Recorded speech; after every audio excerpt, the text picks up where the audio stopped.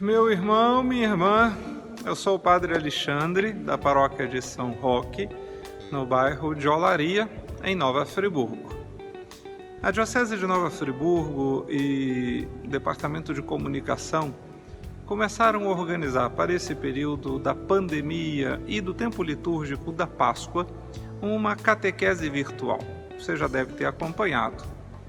A catequese virtual deste período busca refletir sobre textos do livro dos Atos dos Apóstolos, que é o texto que nós ouvimos todos os dias ao longo dos 50 dias litúrgicos da Páscoa, sempre como primeira leitura das nossas Santas Missas.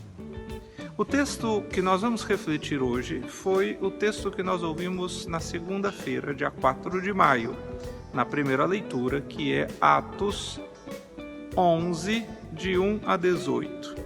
Se você puder ler em casa, já vai nos ajudar bastante nessa reflexão. Atos dos Apóstolos 11, versículos 1 a 18.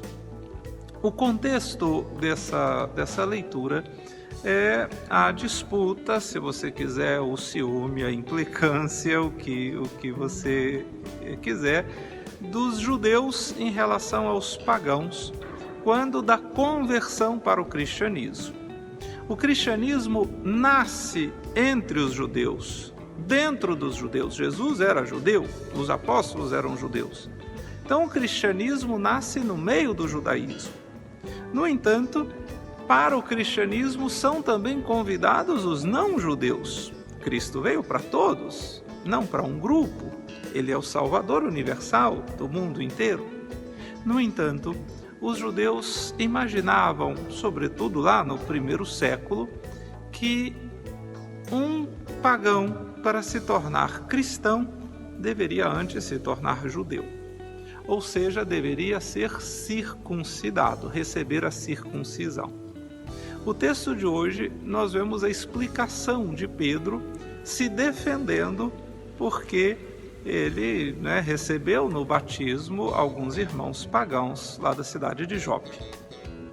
Pois é, essa é uma grande disputa no primeiro século, depois isso é dirimido com o primeiro concílio, o concílio de Jerusalém, quando finalmente fica determinado que os pagãos não precisam ser circuncidados.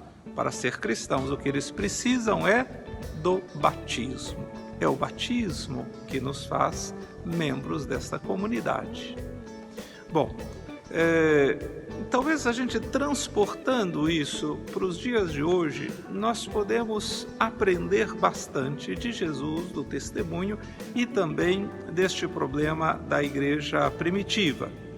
Porque o Papa Francisco tem nos dito muitas vezes destas situações de exclusão dentro da comunidade cristã, de preconceito, de perseguição. Alguns que se acham mais católicos do que os outros, alguns que se acham mais no direito do que os outros, quando na verdade Jesus veio justamente não para aqueles que se acham justos, bons, perfeitos, mas Jesus veio justamente para os sofredores, os pecadores, os pobres, os enfermos. Muitas vezes reclamaram que Jesus estava misturado com pessoas que não prestavam. Ele come com publicanos e pecadores. Você lembra dessa passagem?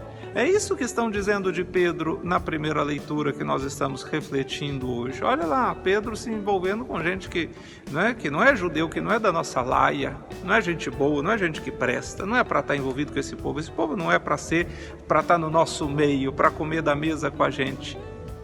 Irmãos e irmãs, que sentimentos terríveis às vezes existem entre nós, entre pessoas nas fileiras da nossa igreja que usam o nome de cristãos, mas não são cristãos de fato, porque o coração está distante de Deus, porque perseguem, porque são maledicentes, porque ao invés de aproximar as pessoas de Deus e Deus das pessoas, se preocupam apenas com uma aura de santidade que é uma aura de falsidade, porque estão sempre julgando os outros.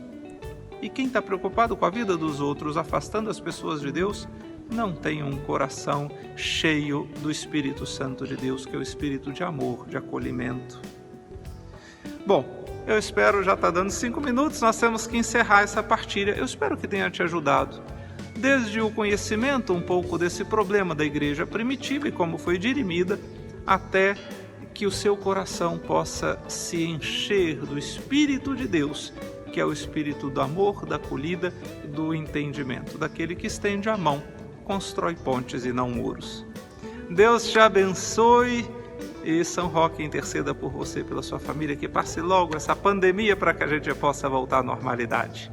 Em nome do Pai, do Filho e do Espírito Santo. Amém. Um abraço enorme para você e para sua família.